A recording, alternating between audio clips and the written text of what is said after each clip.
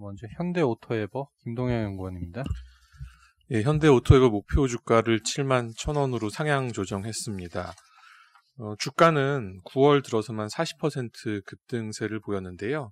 기본적으로 코로나19에도 실적이 2분기도 그렇고 3분기 이후에도 견조할 걸로 보이고요. 여기에 8월 말에 PER 12배 수준으로 저평가 메리트도 있었던 상황에서 한국판 뉴딜 종합계획 발표, 또 현대차 그룹의 세종 스마트시티 입찰 참여, 그리고 GBC 착공 허가 이런 뉴스들이 갑자기 이제 밸류에이션이 재부각되는 상황에서 주가를 끌어올린 걸로 보이고 있습니다. 실적은 하반기에도 계속 견조하고 아울러서 중장기 성장성도 부각이 될 걸로 보이는데요. 3분기 매출은 전년 동기 플랫, 영업이익은 20% 늘어난 247억 원 전망을 하고 있습니다. 코로나19 지속되고 있고 비수기 진입을 했지만 외형은 성장 둔화가 됐음에도 불구하고 비용 절감하고 믹스 개선으로 수익성 개선 계속 진행이 되고 있고요. 그 IT 아웃소싱 부분 쪽이 해외 법인 계열사 인력 통합이 지속이 되고 또 경비 절감 등을 하면서 영업이익률 전년 동기 대비 1.1%포인트 늘어난 6.4%로 전망을 하고 있습니다. 저희 목표 주가 상향 관련해서는 실적을 2% 올해 내년 영업이익을 상향 조정을 했고요. 기준 연도를 2021년으로 내년으로 이제 바꿨고 글로벌 피어들 주가가 반등했던 것들을 반영을 해서 EV/EBITDA 배수를 기존 6.8배에서 11배, 여기는 글로벌 피어 대비 20% 디스카운트는 계속 적용을 했습니다. 그래서 목표 주가 71,000원으로 상향 조정했고요. 내년 PER 기준 21배 수준, 지금 글로벌 피어들이 거래되는 수준 정도이고요. 여태까지 올라온 것처럼 이렇게 급하게 주가가 계속 올라가기는 쉽지 않겠지만 여전히 업사이드는 있다, 이렇게 보고 있습니다. 이상입니다. 네, 질문 없으시면 다음은 한국금융지주 정준섭 연구원입니다. 네. 한국금융지주 최근에 주가가 좀 많이 오르기도 했고 또 변동성도 커지고 있어서 관련해서 이제 스팟 자료 작성을 했습니다. 먼저 본업부터 살펴보면은 양호한 실적이 지속된다라고 판단하고 있습니다. 특히 IPO 쪽에서 양호한 성과가 계속 나오고 있고요. 이제 상반기 SK 바이오팜 그리고 지금 카카오 게임즈 3분기에 엄청 흥행했고 또 빅히트도 카카오 게임즈랑 비슷한 분위기 이어갈 것 같습니다. ELS도 괜찮습니다. 상반기 이제 전반적으로 작년보다는 부진하게 한데 그래도 상반기보다는 이제 조기 상환이 계속 더 나오고 있어서 그 관련된 이제 미실현 수수료도 계속 인식할 걸로 보고 있고요. 그리고 무엇보다 이제 지금 주식 시장이 국내도 그렇고 해외도 그렇고 거래대금이 많이 증가하고 있습니다. 국내 일평균 거래대금은 이제 2분기 22조 정도였던 게 이제 7월 24조, 8월은 30조가 넘어섰고 9월도 지금까지는 30조 정도 나오고 있습니다. 그래서 이쪽 관련된 수익은 오히려 2분기보다 더 양호할 수도 있겠다라고 보고 있습니다.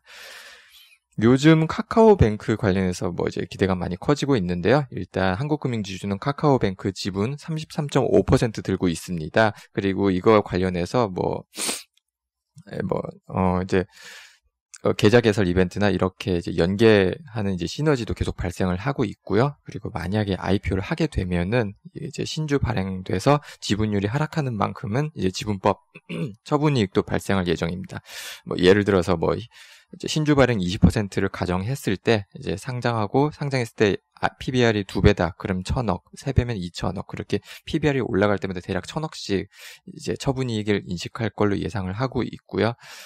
최근에 이제 카카오 게임즈 IPO도 흥행했고 또 이제 카카오뱅크에 대해서 지분 가치가 많이 주목을 받는 것 같습니다. 새로운 얘기는 아닌데 이제 최근 들어서 이제 좀 더 이제 주목을 받고 있다라고 보고 있고요. 그래서 지난달 대비해서 한 대략 27% 상승했기 때문에 이제 밸류에이션 매력이 희석된 거는 사실입니다. 하지만 이제 본업 여전히 양호하고요. 또 카뱅도 어떻게든 이제 한국금융지주 기업 가치에 플러스로 작용할 거기 때문에 여전히 긍정적으로 보고 있고요. 20년 PER 기준으로는 올해는 7.2배라서 좀 올라가긴 했는데요. 이게 1분기 대규모 적자까지 포함된 거니까 내년 PER로 보면 또 6.1배라서 그렇게 높지도 않습니다. 그래서 여전히 매력적이다, 이렇게 판단하고 있습니다. 네, 다음은 해외 주식 발표하겠습니다. 하이엔로. 네, 해외 주식 하이엔로 말씀드립니다. 이 자료는 2주마다 저희가 시장 동향을 섹터나 신고가, 신저가 중심으로 말씀드리는 자료고요. 네, 자료에 이번 주, 그러니까 이번 2주 동안의 키워드는 미국 증시 조정하고, 그다음에 미중 갈등 심화, 그다음에 일본에서는 어떤 총리 교체 정도가 될 것 같습니다. 그에 따른 시장 영향이 있었고, 28페이지 봐주시면 시장 동향과 이제 섹터별 그 움직임이 나와 있는데요. 그 지난 이제 2주 동안 보면 S&P 500이 한 4.8% 빠졌고, 그다음에 중국 상해 종합 지수도 4.2% 빠졌습니다. 반면에 토픽스 지수는 2% 올랐는데, 미국과 중국은 일단 그동안 많이 오른 거에 대한 부담이 있었고, 그다음에 중국에서는 최근에 이제 미중 또 갈등이 좀 있는 것들도 영향을 준 것 같습니다.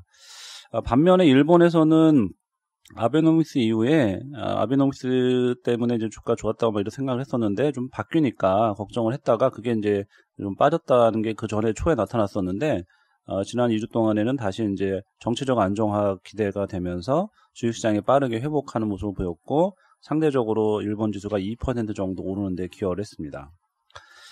8페이지 보시면 이제 8페이지, 14페이지, 20페이지에는 각 이제 미국, 중국, 일본의 신고가 종목들이 나와 있는데 8페이지 미국 쪽 보시면요.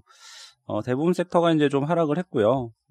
그 중에서도 이제 정보기술 섹터가 좀 많이 그 커뮤니케이션 섹터 같은 것들이 많이 빠졌고 그럼에도 불구하고 144개 기업이 이제 신고가를 기록을 했는데 엔비디아, 맥도날드, 브로드컴 같은 회사들이었고요. 이거는 많이들 들어보셨던 종목들인데 시장이 빠졌음에도 불구하고 이렇게 많은 기업들이 신고가를 기록한 거는 저희가 집계하는 방식이 2주간 종가 기준으로 52주 신고가를 터치했다라고 기록했다라고 판단하기 때문에 그렇고요. 이어서 중국 쪽도 보면 CSI 300 중에 41개 종목이 신고가를 기록을 했고 완화화학이라든가 장성자동차 같은 것들이 이제 신고가 기록을 했습니다. 헬스케어나 필수소비재가 하락률이 컸었고요. 완화화학 같은 경우는 이제 2차전지 양극재나 반도체 소재로 업을 확장한 것이 긍정적으로 판단이 된 것 같고요. 그다음에 반면에 이제 그 52주 신저가 쪽에서는 운길 택배가 있었는데 경쟁 심화 때문에 택배 회사지만 경쟁 심화 때문에 신저가를 기록을 했고 같은 택배 업계 내에서는 저희가 가장 많이 추천했던 순풍홀딩스는 신고가를 기록을 했습니다. 차별에 대한 경쟁력을 갖고 있다는 것들이 이제 시장에서 인정을 받은 것 같고요. 20페이지 보시면 일본 얘기가 나와 있는데 탑픽스 500 중에서는 44개 기업이 신고가를 기록했고 신저가 기업은 없었습니다. 이토츠 상사, 그러니까 그 워렌 버핏이 상사주 샀다고 했었는데 그 관련해서 이토츠 상사가 주가가 좋았고요. 라쿠텐이나 닌텐도, 일본 M&A 센터 등이 52주 신고가를 기록을 했습니다. 저희가 추천하고 있는 10개 종목들은 10개 종목 중에서는 7개 종목이 그 시장 대비 초과 상승을 보였는데요. 융기실리콘이나 화낙, 브로드컴, 맥도날드, 창신소재, 홈디포 등이 이제 시장 대비 초과 상승을 기록을 했고 저희가 경험적으로 보면 추천 종목들이 수익률 이렇게 초과 상승을 보이고 좋을 때는 아직은 시장이 좋다라는 의미로 보여지거든요. 그러니까 시장이 상승세를 유지하고 있을 때 저희도 추천 종목 수익률이 시장 대비 아웃퍼폼을 많이 하더라고요. 그런 점에서는 최근에 미국 기술주 중심으로 급한 조정을 겪었지만 그렇게 부정적으로 볼 필요는 없지 않나 생각을 하고 있습니다. 네, 이상입니다. 네, 다음은 채권 전략입니다. 박민수 연구원입니다. 네, 영국 정부가 발의한 내부시장 법안이 하원 제2독회 표결에서 360대 243으로 가결되었습니다. 아직은 절차가 좀 남아있지만 충분히 법안 통과가 가능한 상황까지 오면서 브렉시트에 대한 우려가 다시 높아지는 모습입니다. 결론부터 말씀드리면 영국의 입장에서는 EU와의 협상, FTA 협상이 길어지면 길어질수록 경기 하방 위험이 높아진다는 점이 중요하고요. EU 입장에서는 FTA가 완전히 결렬되지만 않는다면 지나가는 노이즈 수준으로 판단됩니다. 금융시장에서도 영국 금리와 파운드화는 한 단계 낮아진 수준에서 박스권을 형성할 것으로 보이고 반면에 독일 금리와 유로화는 상승 흐름이 당분간 약화되는 정도로 판단하고 있습니다. 이어서 내부시장법 내용을 간단히 말씀을 드리면요. EU와 영국은 작년 말에 체결한 EU 탈퇴 협정을 기본으로 브렉시트를 이행 중인데 영국이 추진 중인 내부시장법은 이 EU 탈퇴 협정을 일부 무력화시키는 내용을 담고 있습니다. EU 탈퇴 협정에 의하면 영국이 EU를 탈퇴한 이후에도 영국령인 북아일랜드는 EU 단일 시장에 남아있게 되고요. 그렇기 때문에 북아일랜드와 영국 본토 사이에 무역 장벽이 생깁니다. 또한 북아일랜드에 영향을 미칠 수 있는 것이라면 영국은 기업 보조금 지급 정책 등을 독자적으로 할 수가 없게 됩니다. 영국은 EU가 북아일랜드를 지렛대 삼아서 영국의 내정에 간섭할 수 있다라고 주장을 하면서 법안을 추진 중이고요. 이대로라면 영국과 EU는 FTA 결렬 수준이 아니라 탈퇴 협정까지 파기하는 완전한 노딜 브렉시트의 길을 열어놓은 건데요. 다만 흥미로운 점은 EU와 영국 모두 이 이슈를 다루면서도 동시에 FTA 협상 역시 진행을 하고 있다는 점입니다. 결국 영국과 EU 모두 FTA 협상을 완전히 파기하고자 하는 것이 아니고 내부시장법은 영국의 벼랑 끝 전술 정도로 해석이 됩니다. FTA 협상이 완전히 파기되지는 않을 것이라는 전망하에서 영국 금리와 파운드화는 최악을 반영했던 최근 저점을 다시 깨고 내려갈 가능성은 낮다고 판단합니다. 다만 그렇다고 해서 협상이 원활히 진행되는 것도 아니기 때문에 당분간은 낮아진 수준에서 박스권을 보고 있습니다. EU 입장에서는 FTA 협상이 결렬되지만 않는다면 지나가는 노이즈 수준의 이슈로 판단하고 있고요. 재정정책에 따른 경기 회복 기대감이 높기 때문에 유로화와 독일 금리는 상승 압력이 일시적으로 약화될 뿐 방향성은 여전히 위를 향하고 있다고 보고 있습니다. 이상입니다. 예, 이상으로 준비된 자료 발표를 마치겠습니다.